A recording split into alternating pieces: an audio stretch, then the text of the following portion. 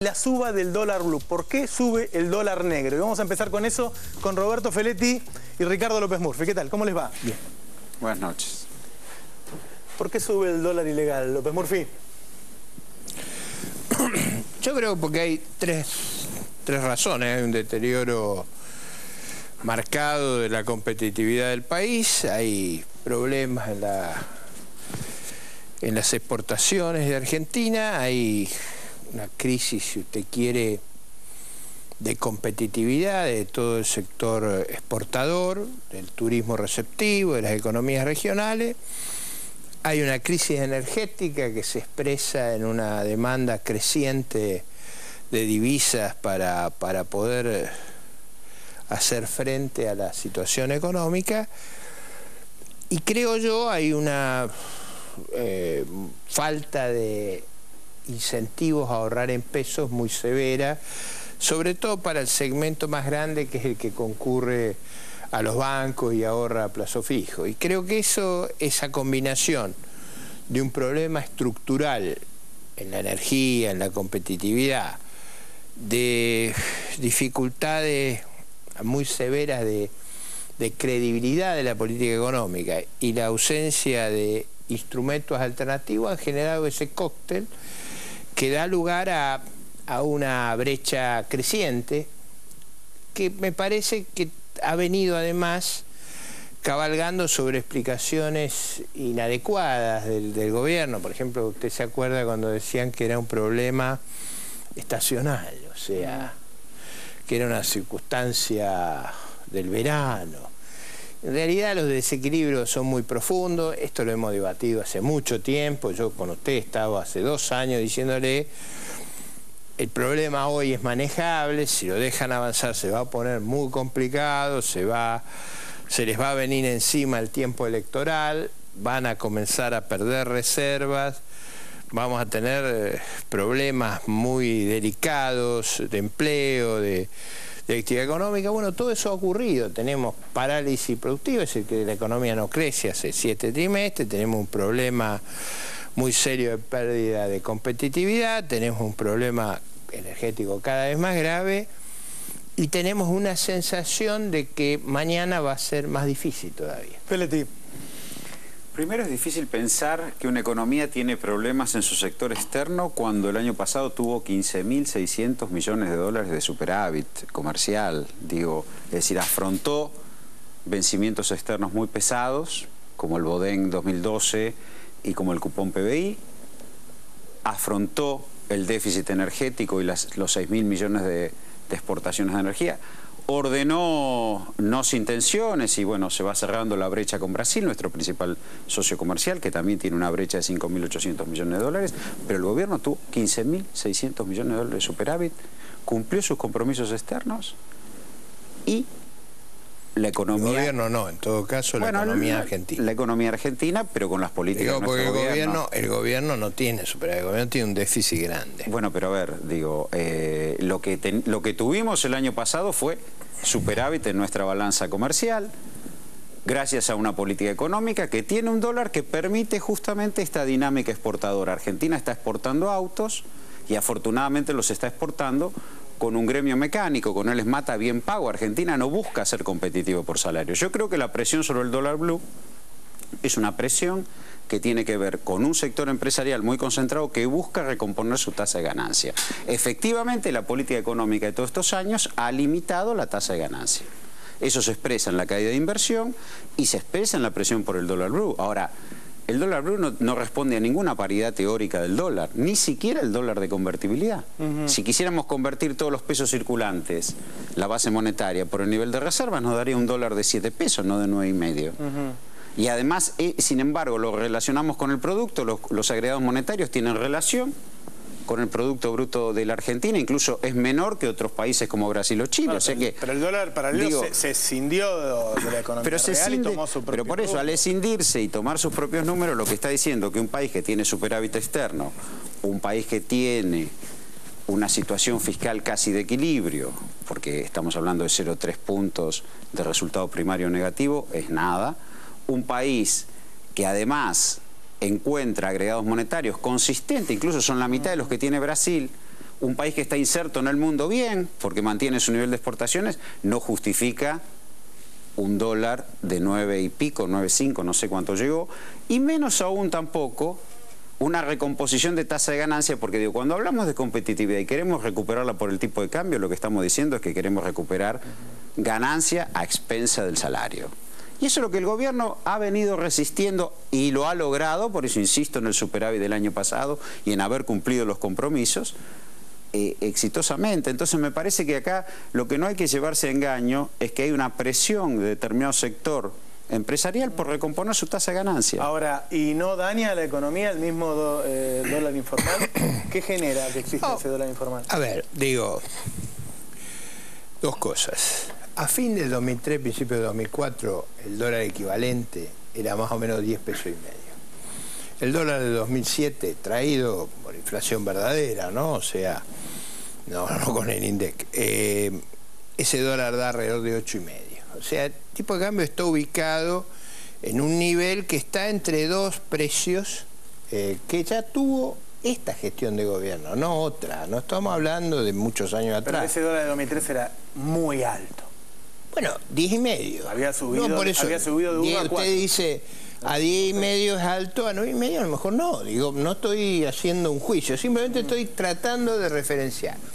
Segundo, si las circunstancias fueran tan favorables, la verdad es que toda la gente que compra dólares está haciendo una tontería. Y yo no creo que está haciendo una tontería. No está leyendo ese escenario que Feletti describe. La gente percibe que había un colapso en la construcción, que hace muchos trimestres que la economía no crece, que cae en el sector de bienes, que es donde pega mucho la competitividad, donde crece la economía en los servicios, en particular en los servicios financieros. Entonces, una economía lo que hace es crecer en base a servicios, con sus sectores productivos perdiendo competitividad, eso genera problemas de empleo y finalmente golpea a los salarios y golpea la capacidad de crecimiento de la economía. Y yo creo que eso está muy puesto sobre la mesa. Ahora, uno puede negar la realidad, como ha ocurrido cada vez que atrasamos el tipo de cambio, que tuvimos estas brechas. Yo no escuché un ministro o un funcionario del gobierno que nos dijera está bien.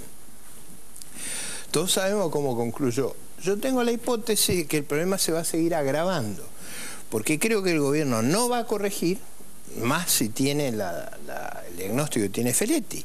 En consecuencia, lo que yo veo es una brecha creciente, problemas cada vez más graves, y en lugar de corregir a tiempo, como se podía haber hecho, por ejemplo, después de la elección del 2011, en lugar del cepo y de las cosas que se hicieron, hacer ciertas correcciones que dieran lugar al realismo y a una actitud más constructiva hacia el futuro, me parece que se han metido en un callejón sin salida, que no es bueno ni para el gobierno, ni para nosotros, ni para nadie, porque cada vez que hemos tenido estas experiencias han terminado de manera traumática.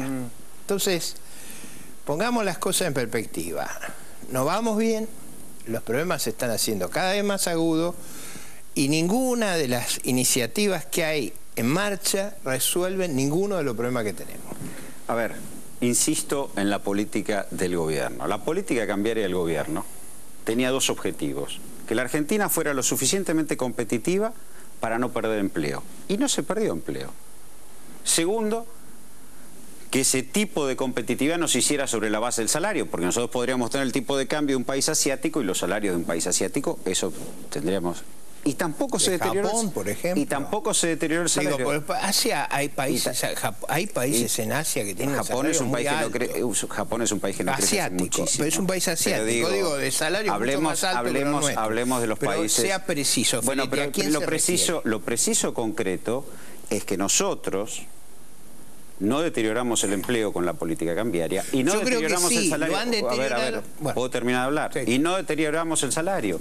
Y además, sin llegar a ese tipo de cambio de 10, fue de este gobierno. Argentina mantiene un nivel de exportaciones industriales altísimas, porque si no, ¿cómo se explica los 650.000 autos promedio que se han producido a lo largo de todos estos años? ¿Cómo se habla de colapso de la construcción, a pesar que es cierto que lleva 3 trimestres de la construcción estancada?